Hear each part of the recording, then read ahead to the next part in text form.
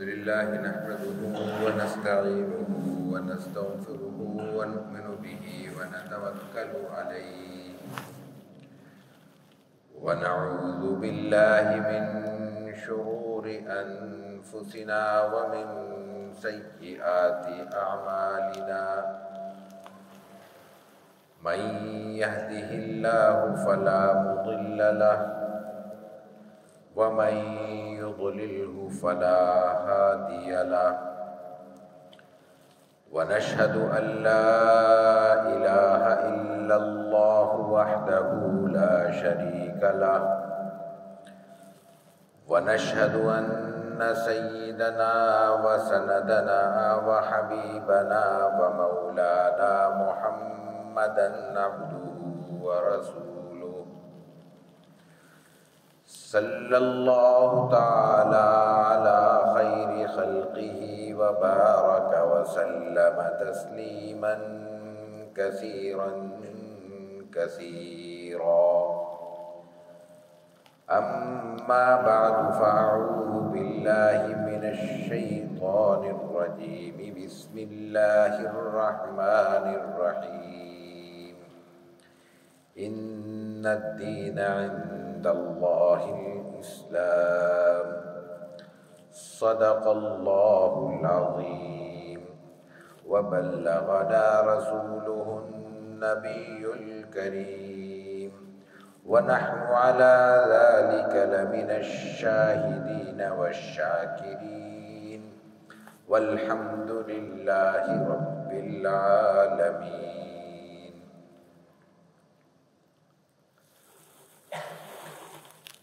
حضرات محترم، میں منتظمین کا ممنون ہوں کہ آج سیرت طیبہ کی نسبت سے اور موجودہ حالات کے تناظر میں چند باتیں کہنے کا موقع مرحمت فرمایا ہے.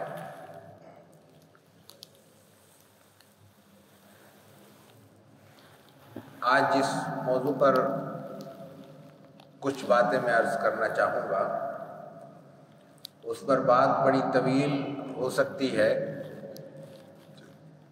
لیکن انتہائی بنیادی نکات اگر ہم اپنے سامنے رکھیں تو تین اہم پہلو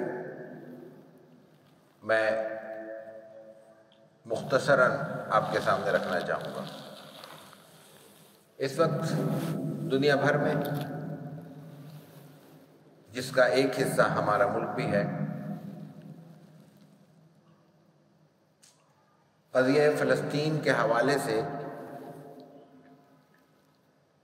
جہاں جذبات اور احساسات کی دنیا میں ایک تلاطم برپا ہے، وہیں بہت سے سوالات بھی ذہنوں میں پیدا ہو رہے ہیں،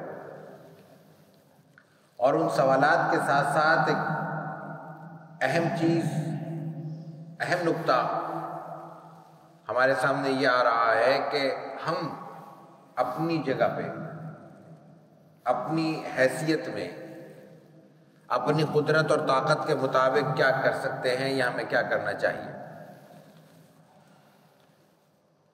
سب سے پہلے تو ہمیں یہ بات تازہ کر لینی چاہیے کہ ہم امت مسلمہ کا حصہ ہیں. لفظ امت سے نکلا ہے. جڑ کو بھی کہتے ہیں، اساس کو بھی کہتے ہیں، ماں کو بھی کہتے ہیں. جس چیز پر ایک انتہائی تناور درخت قائم ہوتا ہے وہ کہلاتے ہیں. جڑ. جس قدر درخت مضبوط ہوتا ہے، جس قدر درخت طویل ہوتا ہے، جس قدر درخت شاخوں سے اور ان شاخوں پر پھل اور پھول سے لدا ہوا ہوتا ہے، اسی قدر درخت کی جڑیں بھی مضبوط ہوتی ہیں اور زمین میں پھیلی ہوئی ہوتی ہیں، جن کی بنیاد پر، جن کی اساس پر وہ کھڑا ہوتا ہے. امت کا ایک تصور تو یہ ذہن میں رہنا چاہیے. پھر قرآن کریم نے لفظ امت کو متعدد مقامات پر بیان کیا ہے، کوئی 40 سے شاید زائد مقامات ہیں جہاں لفظ یا اس سے متعلقہ کوئی لفظ قرآن کریم میں مذکور ہے۔ ان تمام الفاظ کو اگر جمع کریں، ان تمام آیات کو اگر پیش نظر رکھیں، ان آیات میں موجود پیغام کو اگر اپنے سامنے رکھیں تو ہمیں 2-3 باتیں سمجھ میں آتی ہیں۔ پہلی بات تو یہ ہے کہ امت کا تعلق اور امت کا تصور یکجہتی کا اور اتفاق اور اتحاد کا تصور ہے۔ پھر امت کے ساتھ حضرت ابراہیم علیہ نبینا علیہ صلاۃ و تسلیم کا ذکر کرتے ہوئے قرآن کریم کہتا ہے کہ قانتا للہ حنیفا، حضرت ابراہیم کے لیے بیان ہوا، یعنی اس میں پھر فرما برداری کا تصور آ جاتا ہے۔ فرما برداری کا مفہوم امت، اور جب ہم امت کی بات کر رہے ہیں تو امت مسلمہ مراد ہے، اور جب امت مسلمہ مراد ہے تو ظاہر ہے کہ اللہ اور اللہ کے رسول صلی اللہ علیہ وسلم سے تعلق کو اس امت کے تصور سے علیحدہ کر کے اور امت کے تصور کو اس تعلق سے علیحدہ کر کے نہیں دیکھا جا سکتا۔ تو اس سے مراد ہوگا اللہ کی اور اللہ کے رسول صلی اللہ علیہ وسلم کی ایسی فرما برداری کہ حنیفہ، دنیا کی ہر چیز سے یکسو ہو کر، کٹ کر، صرف اور صرف اللہ کے اور اللہ کے رسول صلی اللہ علیہ وسلم کے حکم کی وابستگی، حکم سے وابستگی عملی اور علمی، ذہن سے قبول کیا جائے حکم کو، اور پھر جتنی طاقت ہو اس کو اس پر عمل کیا جائے، یہ امت کا ایک تصور۔ لیکن اس کے ساتھ ساتھ امت مسلمہ کے تصور کو، امت مسلمہ کے تعلق کو قرآن کریم نے حضرت ابراہیم کے ساتھ علی نبینا علیہ الصلوۃ والتسلیم خاص طور پہ بیان کیا ہے۔ متعدد آیات ہیں۔ وہ سوال، یہ تعلق وہ سوال ہمارے ذہنوں میں پیدا کرتا ہے جس سے ہمارے سامنے بہت سی چیزیں واضح ہوتی ہیں کہ آخر حضرت ابراہیم کے ساتھ ہمارا ایسا بطور امت کیا تعلق ہے جس کی طرف قرآن کریم بار بار توجہ دلاتا ہے۔ ہم یہ بات جانتے ہیں کہ حج کے جتنے مراسم ہیں، مناسک حج جن کو کہتے ہیں، وہ شاید سبھی کے سب حضرت ابراہیم سے تعلق رکھتے ہیں۔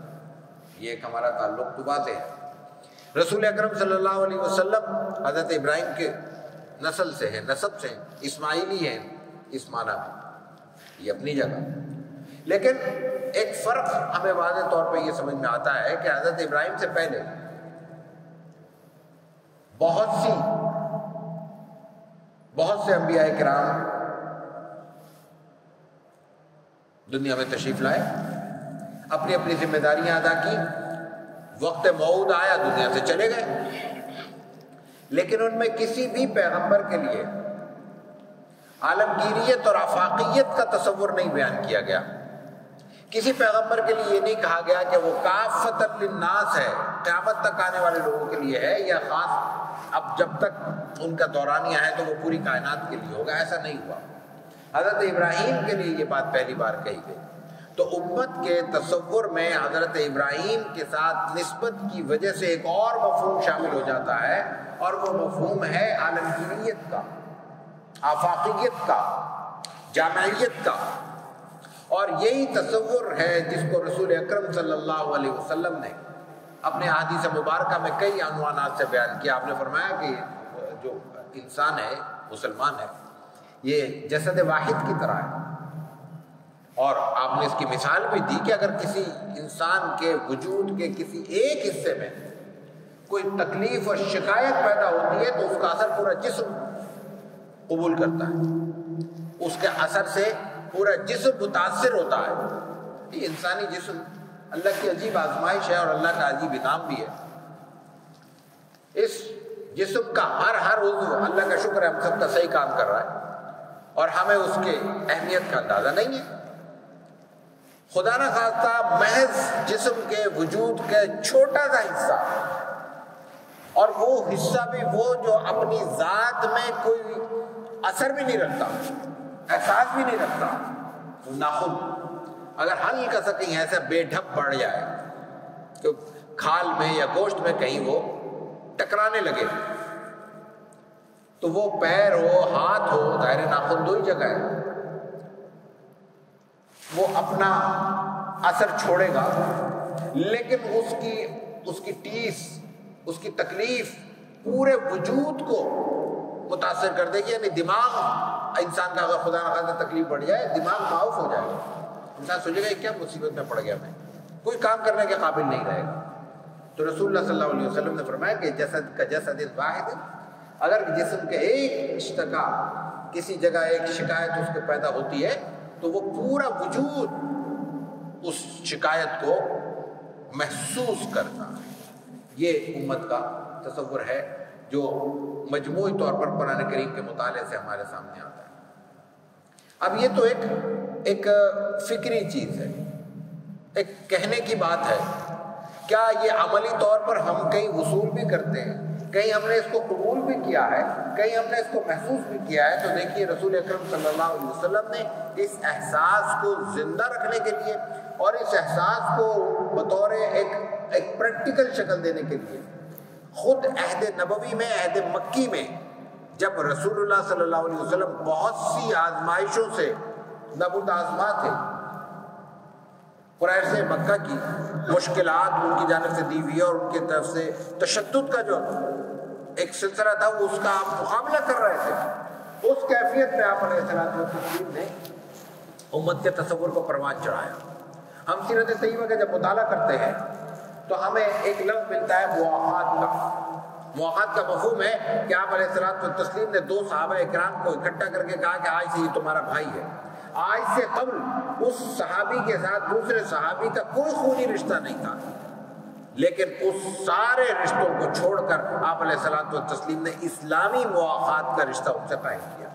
یہ عام طور پر ہم سیرت کی کتابوں میں پڑھتے ہیں، لیکن یہ مواخات 2 بار ہوئی ہے. سب سے پہلے عہد مکی میں ہوئی ہے، اور اس کا جو دورانیہ اہل سیر بیان کرتے ہیں، سیرت نگار بیان کرتے ہیں، تو وہ غالباً غزوہ ہجرت حبشہ کے قریب ہے. تو 5ویں 6ٹھی ہجری یا اس سے بھی پہلے کسی وقت آپ علیہ السلام مواخات کرا چکے ہیں. یہ مواخات کیا تھی؟ یہ امت کا تصور تھا.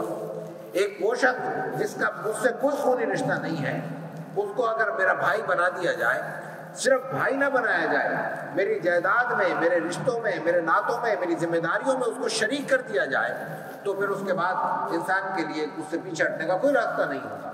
اور پھر اس کا احساس اس شخص کے بارے میں بالکل تبدیل ہو جاتا ہے. اب وہ احساس ذمہ داری کے ساتھ اس کو قبول بھی کرتا ہے اور اس کے لیے اپنی چیزوں کو آگے اس ذمہ داری کو لے جانے کے لیے اپنی منصوبہ بندی کرتا ہے. تو رسول اکرم صلی اللہ علیہ وسلم نے مواخات کا تصور پیش کیا، اور پھر مکے میں اور مدینہ طیبہ میں آنے کے بعد دوبارہ اس مواخات کو دہرایا.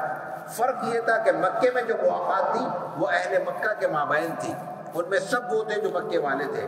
لیکن جب مدینہ طیبہ میں آپ تشریف لائے ہیں تو مدینے میں آنے کے بعد از ہجرت جو مواخات ہوئی ہے وہ ایک مکی یعنی ایک مہاجر اور ایک انصاری صحابی کے درمیان ہوئی ہے.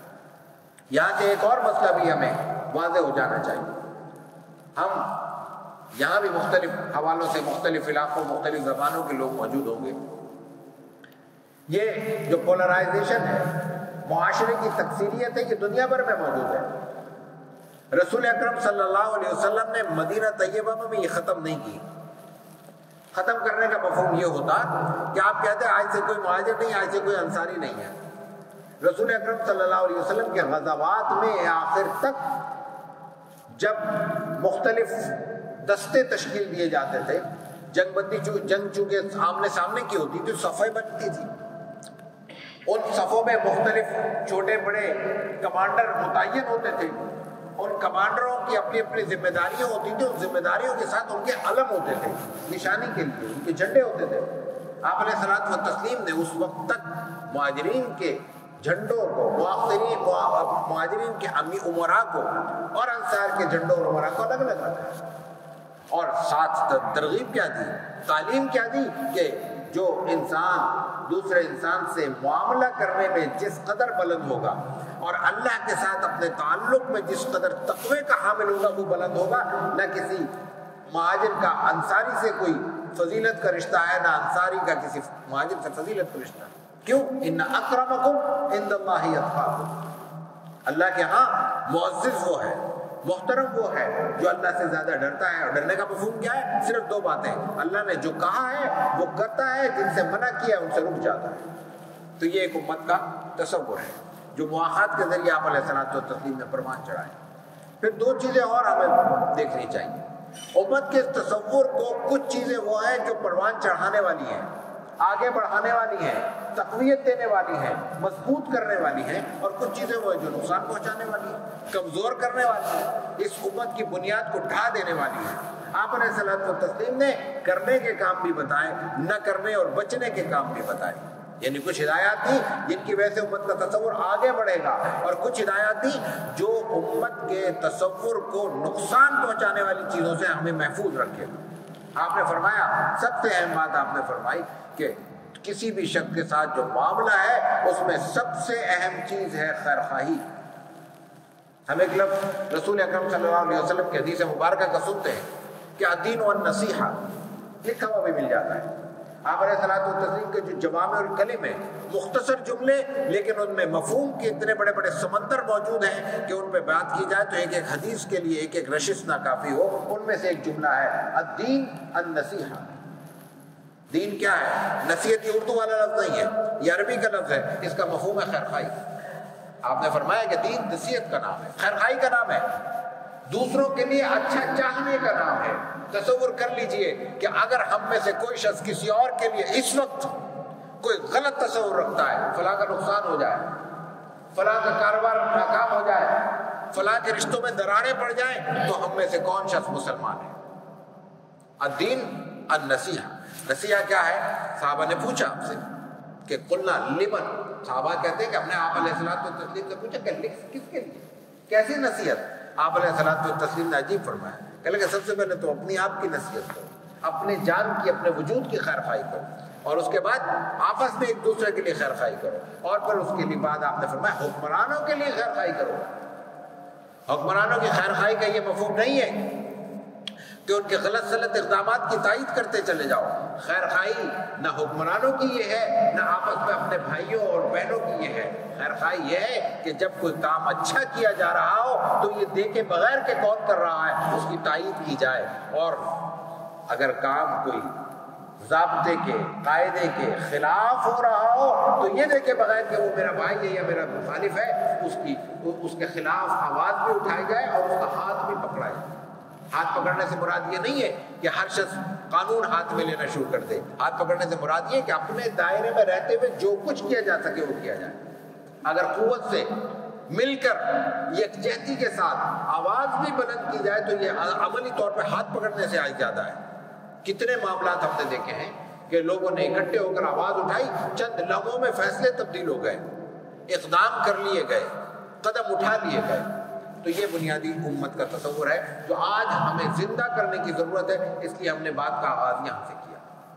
دوسری بات, امت کے اس تصور کو آپ علیہ الصلوۃ امت کے اس تصور کو آپ نے آگے بڑھانے کے لیے اور خدشات سے, رکاوٹوں سے اس کو دور کرنے کے لیے جو دوسری بات آپ نے فرمائی وہ میں نے اس کو کہتا ہوں کہ روکنے کی باتیں, کرنے کے کام اور بچنے کے کام. بچنے کے کام کیا تھے؟ آپ نے اس میں تصور دیا, سب سے اہم تصور دیا کہ کسی کے بارے میں حسد نہ کیا جائے. انسان جب کسی کو نقصان پہنچانے پہ آتا ہے تو اس کا سب سے بڑا سبب انسان کا حسد ہوتا ہے, اور حسد کی کوئی حد نہیں ہے. کسی بھی چیز سے کسی بھی وقت کسی کو بھی حسد ہو سکتا ہے.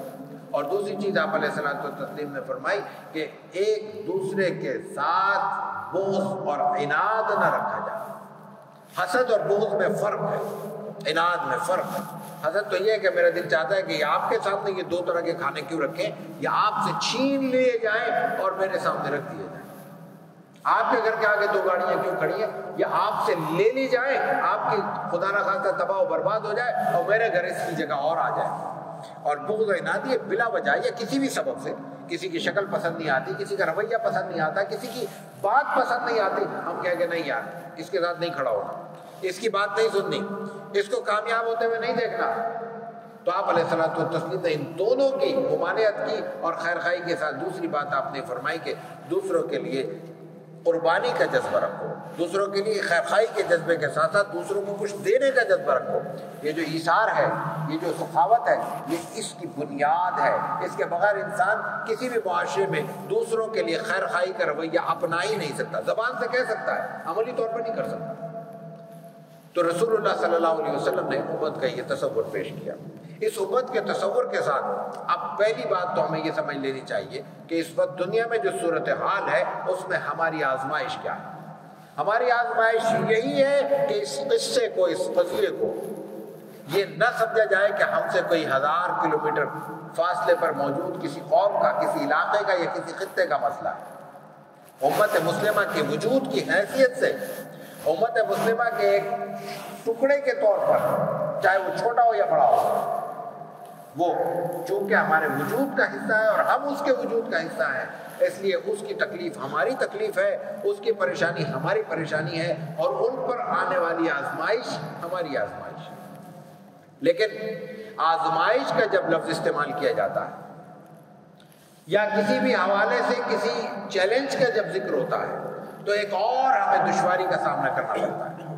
وہ دشواری بڑی اہم, اس کو تھوڑا سا سمجھ لینا چاہیے. ہم یہ سمجھتے ہیں جب بھی پریشانی آتی ہے کہ یہ پریشانی ہم پر کیوں آئی ہے. ہم تو بڑے اچھے لوگ ہیں, ہم تو بڑے نیک لوگ ہیں. عام طور پر بھی ہماری کیفیت ہے. خدا نہ خواستہ کسی کے گھر میں کسی کی کوئی بیماری ہو جائے, کسی کا انتقال ہو جائے, لوگ کہتے ہیں میں تو بڑا لوگوں کا خیال کرتا ہوں, میں نے تو فلاں معاملے میں بھی نیکی کی ہے, فلاں معاملے میں بھی خیر خیرات کی ہے, میں مسجد میں بھی جاتا ہوں, نماز بھی پڑھتا ہوں, میں نے کسی کو دکھ نہیں پہنچایا, مجھ سے پریشانی کیوں آ رہی ہے, مجھ پہ یہ آزمائش کیوں آ رہی ہے. قرآن کریم کہتا ہے کہ وَلَنَبْلُوَنَّكُمْ بِشَيْءٍ مِّنَ الْخَوْفِ وَالْجُوعِ وَنَقْصٍ مِّنَ الْأَمْوَالِ وَالْأَنفُسِ وَالثَّمَرَاتِ وَبَشِّرِ الصَّابِرِينَ. ہم ہر طرح سے آزمائیں گے, ہر ایک کو آزمائیں گے. ہر ایک کے لیے آزمائش کا درجہ الگ الگ ہے, آزمائش کی چیزیں الگ الگ ہیں. اور کیسے آزمائیں گے؟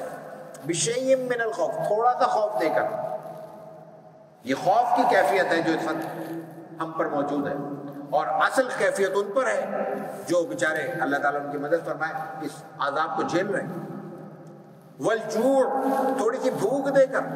بھوک کی کیفیت کیا ہوتی ہے کہ انسان کو 2 وقت بھوک لگتی ہے اور اس کو 1 وقت کا کھانا میسر ہوتا ہے.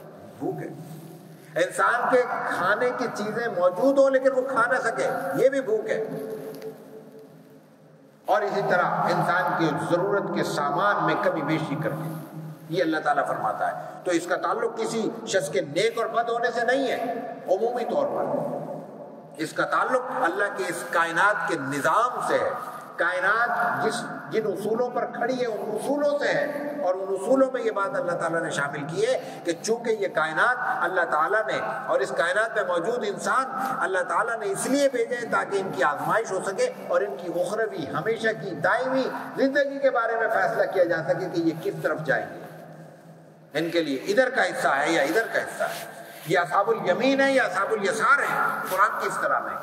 تو اس کے لیے تو آزمائش ہوگی, اس آزمائش میں یہ سب چیزیں شامل ہیں. لیکن مجموعی طور پر اگر ہم امت مسلمہ کے حوالے سے اگر دیکھیں تو آج ہمارے لیے کوئی نئی آزمائش نہیں ہے. ہمارے 1400-1450 برس کی تاریخ میں کوئی پہلا موقع نہیں ہے کہ ہمیں یہ معاملہ پیش آیا ہو. رسول اکرم صلی اللہ علیہ وسلم کی دنیا سے رخصتی کے بعد خلفائے راشدین کے عہد میں آخر کے ایام میں بہت سے مسائل پیش آئے.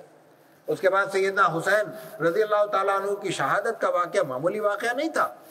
اس کے بعد ایک مختلف حوالوں سے مختلف ادوار ہیں, مختلف دور ہیں, مختلف حالات ہیں. میں بالکل قریب کی اگر میں مثال دوں, حضرت مجدد الفسانی رحمہ اللہ کے زمانے میں جو کیفیت تھی آج اس کا تصور نہیں کیا جا سکتا. حاکم وقت جو مطلق العنان ہے, تمام طرح کی قوت, طاقت, اختیار اس کے قبضے میں ہے, اس شخص کا عالم یہ ہے کہ وہ کہتا ہے کہ ذبیحہ بند کر دیا جائے. اس کی طرف سے یہ شرط ہے کہ جو انسانی معاملات میں شریعت اور شعائر اسلام کا اہتمام ہے وہ ختم کر دیا جائے. اس کیفیت میں اور آج کی کیفیت میں کتنا فرق ہے. وہ آزمائش کا دور تھا, گزر گیا. اس کے بعد پھر 1857 کا اگر ہم حادثہ ہم نے سامنے رکھے, مجدد صاحب کو گزرے ہوئے 200 سے زیادہ سال ہو چکے. ایک وقت آیا ہے کہ مجدد الفسانی رحمہ اللہ کی محنت کی وجہ سے اس پورے خطے میں بہت سی تبدیلیاں واقع ہوئی, یعنی مثبت تبدیلیاں آئیں. لیکن 1857 کا قصہ کیا کہتا ہے؟ ان کے حالات کیا بیان کرتے ہیں؟ اس وقت کی حالت یہ بیان کرتے ہیں کہ اگر ایک انگریز کسی 5 جگہ پہ 5 مسلمانوں کو اکٹھے دیکھ لیتا تھا اور اس کے لیے گرفت پہ لینا مشکل ہوتا تھا تو وہ کہہ کے آتا تھا اچھا میں اور نفری لے کے آ رہا ہوں تم بیٹھے رہو، اور ان میں اتنی ہمت نہیں ہوتی تھی بھاگ سکے. جرأت عمل اور جرأت کردار ان سے بالکل مفقود ہو کے رہ گئی تھی. آج ہم تصور کریں کہ ہمارا حال کمزور ہے، یہ ہم کا احساس کمتری ہوگا. ہم اللہ کے کرم سے بہت اچھے حال پہ ہیں. تو رسول اللہ صلی اللہ علیہ وسلم کی اس امت پر مختلف دوروں ادوار میں مختلف نوعیتوں کے حالات آئے ہیں. اسی نوعیت کے ایک طرح کا حال ہم پر آج اس وقت موجود ہے. اللہ تعالیٰ ہمیں جلد اس سے نکالے. لیکن سمجھنے کی بات یہ کہ آخر ہم پر اتنے حالات کیوں آتے ہیں؟ ہم نے سمندر سب نے دیکھا ہوا، کراچی میں بیٹھے ہیں. سمندر میں کیا ہوتا ہے؟ مد و جزر ہوتا ہے.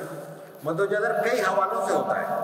سمندر کا پورا نظام چاند سے چلتا ہے. چاند کی تاریخیں بڑھتی جاتی ہیں، سمندر کا مد و جزر بڑھتا چلا جاتا ہے. چاند کم ہونا شروع ہوتا ہے، مد و جزر کم ہونا شروع ہو جاتا ہے. اسی طرح دن کے اوقات میں، شام کے اوقات میں، رات کے اوقات میں سورج اور چاند کی رفتار کے ساتھ اس میں کمی بیشی ہوتی رہتی ہے. یہ کیوں ہوتی ہے؟ ایک اسموتھ سمندر بھی تو ہو سکتا تھا. یہ اس لیے ہوتی ہے کہ وہ اتنا بڑا پانی جو انسانی حیات کے لیے ناگزیر ہے، جس کو اسٹور کرنا مقصود تھا تاکہ وہ ضائع ہونے سے محفوظ رہ سکے، اس میں تلاطم پیدا کر دیا گیا تاکہ وہ پانی سڑنے سے بچ جائے. اس میں حرکت ہوتی رہے گی اور اس میں خرابیاں دور ہوتی رہے گی. اس میں بو بھی پیدا نہیں ہوگی اور اس میں کسی قسم کے جو باہر کے اثرات ہیں وہ بھی جم نہیں پائیں گے، ہٹتے رہیں گے، ہلتے رہیں گے. اس پوری امت کو قیامت تک رکھنا مقصود تھا. تو اس میں ایک طرح کے حالات کی وجہ سے ایک انتہائی قسم کی غیر محسوس زندگی پیدا ہو جاتی، احساس سے عاری زندگی پیدا ہو سکتی تھی. انسان کے لیے اس حرکت کو اس میں شامل کر کے اللہ تعالیٰ نے اس میں پیدا ہونے والی یا ممکنہ بے حسی سے انسان کو محفوظ کر دیا. جب حالات اوپر نیچے ہوں گے، کچھ لوگ اللہ کی طرف بھی آئیں گے، کچھ اللہ کی مخلوق کی طرف بھی بڑھیں گے، کچھ حالات کو سدھارنے کے لیے اپنی عقل کا استعمال کریں گے، کچھ ان طے شدہ اصولوں پر عمل کرنے کے لیے اپنے وجود کا سہارا لیں گے. وہ ہاتھ پیر چلائیں گے، کوئی عقل چلائے گا، کوئی زبان چلائے گا. بولنے والے ہم جیسے زبان سے توجہ دلائیں گے، لکھنے والے اپنے قلم سے توجہ دلائیں گے، کرنے والے میدان عمل میں اتر کر اپنے عمل سے لوگوں کو خیر کی طرف بلائیں گے. تو اس کا نتیجہ کیا ہوگا؟ حرکت پیدا ہوگی. حرکت پیدا ہوگی تو وہ سکون جو پانی کو سڑا سکتا تھا یا امت میں گلنے اور سڑنے کی کیفیت پیدا کر سکتا تھا، اس سے امت محفوظ ہو جائے. ایک بات. دوسری بات، انسانی زندگی میں 2 طرح کے حالات پیدا ہوتے ہیں. یہ پوری کائنات صرف 2 طرح کے دور سے گزرتی ہے، تیسرا کوئی دور نہیں. ایک ہوتا ہے دور علم، غم، تکلیف، دکھ، درد، اور ایک ہوتا ہے عہد مسرت، خوشی، اطمینان، سکون. یہ دونوں دور ہر شخص پر، ہر امت پر آتے ہیں، اوپر نیچے ہوتے ہیں. کائنات کا نظام اس پر قائم ہے، اللہ کی سنت اس پر قائم ہے. لیکن فرق یہ پڑتا ہے کہ اس میں انسان کو اختیار بھی دیا گیا ہے. انسان یہاں پہ، میں اور آپ اس کائنات میں محض مجبور حیثیت میں نہیں آئے. ہمیں سوچنے کی صلاحیت دی گئی، یہ کرنے کی صلاحیت دی گئی، یہ کرنے کا اختیار دیا گیا ہے. اس پر اسی کو آزمائش بنا کر اسی پر جزا اور سزا کا نظام مرتب کیا گیا ہے. تو انسان اگر ڈھنگ کے سلیقے کے کام کرتا رہے تو عہد مسرت میں اگر کام سلیقے کے کر لیے جائے تو اس کا دورانیہ بڑھ جاتا ہے. عہد علم میں اگر سلیقے کے کام کر لیے جائے تو اس کا دورانیہ گھٹ جاتا ہے. بس اتنا ہوتا ہے، ہو کر رہے گا. کیوں؟ اس لیے کہ مد و جزر اس سے وابستہ ہے.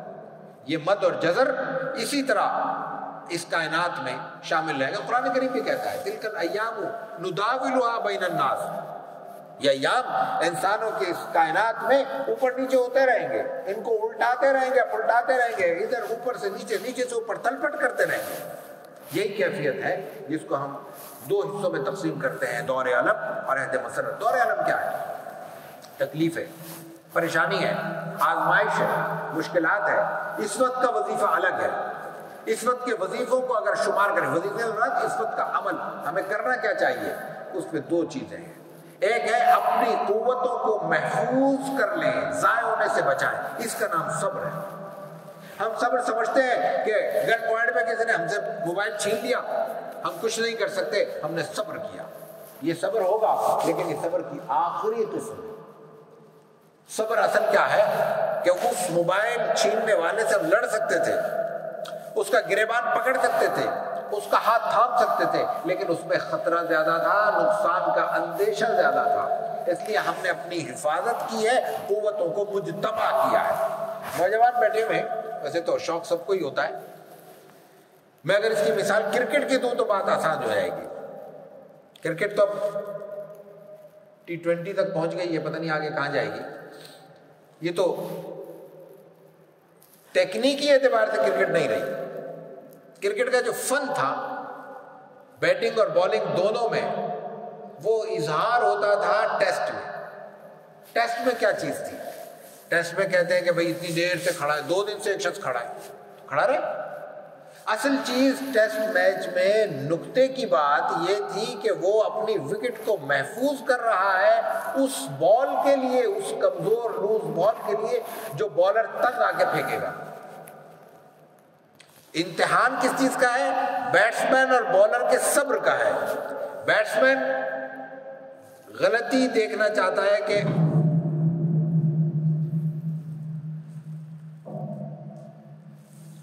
بالر کب کرتا ہے غلطی، اور بالر دیکھنا چاہتا ہے کہ بیٹسمین کب غلطی کرتا ہے۔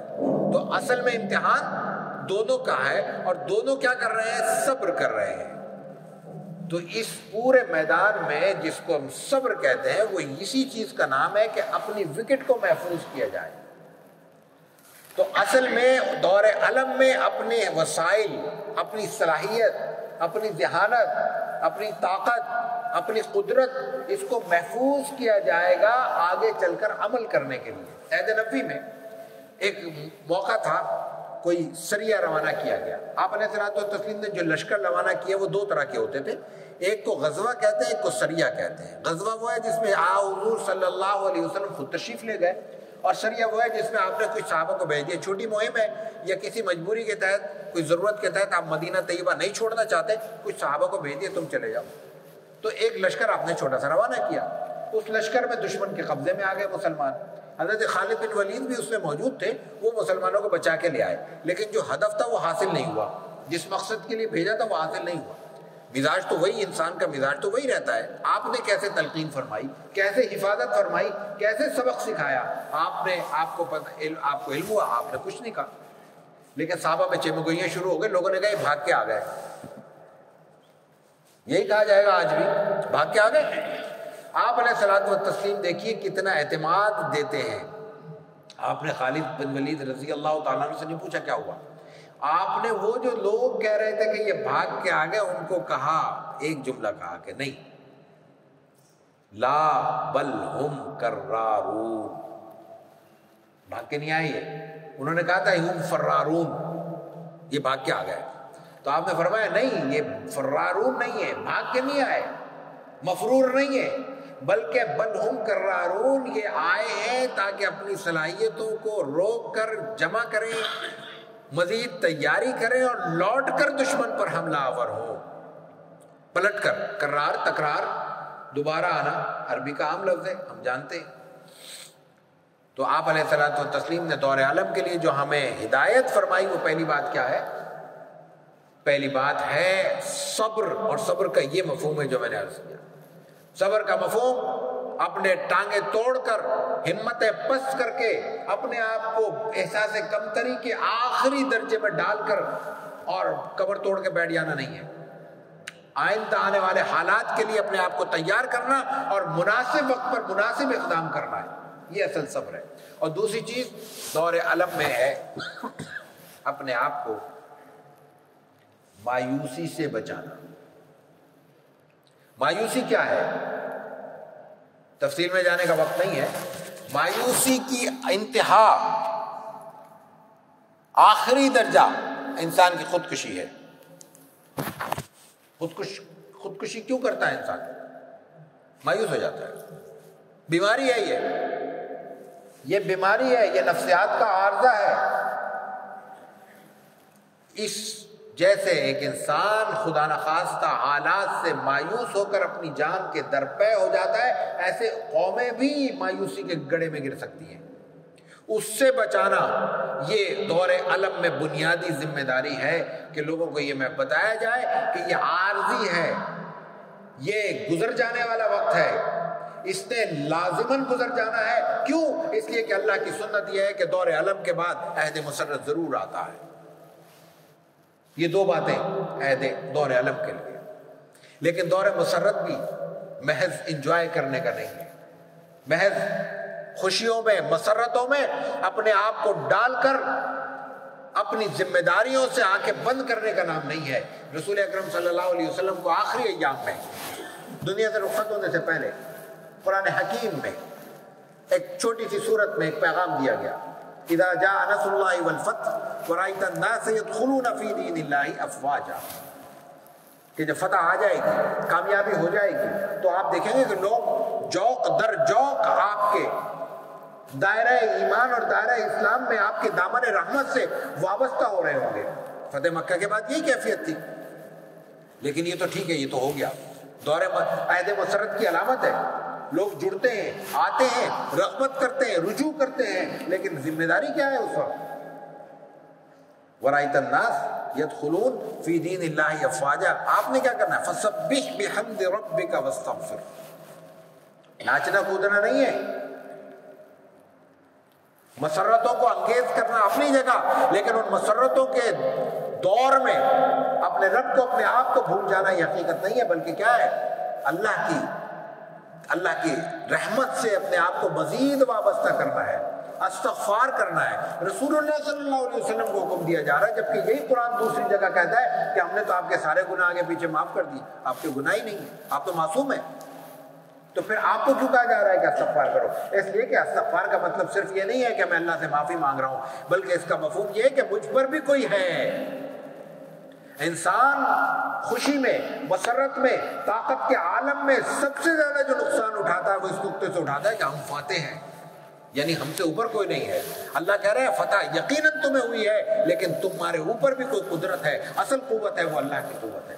تو عہد مسرت میں جس چیز کو ہمیں یاد رکھنا ہوتا ہے وہ یہ ہے کہ اللہ کے دربار میں اپنی وابستگی کو اتنا مضبوط کیا جائے کہ پھر ہمیں کسی اور کے پیغام کی ضرورت نہ ہو، اور یہ وابستگی جب کمزور پڑتی ہے تو دور علم ہمارے سامنے قریب ہوتا چلا جاتا ہے۔ عہد مسرت کو دور کرنے والا، عہد مسرت کو کم کرنے والا، عہد مسرت کو یعنی چھوٹا کرنے والی چیز جو ہے وہ اللہ کے ساتھ، اللہ کے رسول صلی اللہ علیہ وسلم کے ساتھ ہماری وابستگی کی کمزوری ہے۔ تو یہ بات اگر ہمارے سامنے رہے، اگر ہم اس بات کو واضح طور پر سمجھ لیں، تو پھر ہمیں دونوں باتوں سے ملا کر تیسری بات کا اندازہ کرنا آسان ہو جاتا ہے کہ بطور امت اس وقت ہم جس دور علم میں ہیں اس میں ہمارے کرنے کے کام کیا ہے۔ سب سے پہلے یہی تصور جو ہمارا ٹوٹ رہا ہے، ناپختہ ہو چکا ہے، ٹکڑوں میں بٹ چکا ہے امت کا تصور، اس کو تازہ کیا جائے، زندہ کیا جائے۔ اور اس کے ساتھ ساتھ ہم یہاں بیٹھ کے یقیناً فلسطین کے لیے کچھ نہیں کر سکتے مان لیجیے، لیکن کیا نسل نو کو اس مسئلے کی حساسیت سے، اس کی گہرائی سے، اس کی وسعت سے آگاہ نہیں کر سکتے؟ کیا ہم اپنے نسلوں کو یہ نہیں بتا سکتے کہ اس کے ساتھ ہماری وابستگی آج کی نہیں ہے؟ قائد اعظم محمد علی جناح رحمۃ اللہ علیہ کتنی پرانی بات کر رہے ہیں، 1948 میں تو وہ رخصت ہو چکے ہیں، آج 48 کو گزرے ہوئے 80 سال ہونے کو آ رہے ہیں۔ آپ نے اس وقت کہا تھا کہ یہ ہمارے لیے ہمارے بنیادی نظریے کا مسئلہ ہے، بنیادی عقیدے کا مسئلہ ہے ریاست کی حیثیت سے۔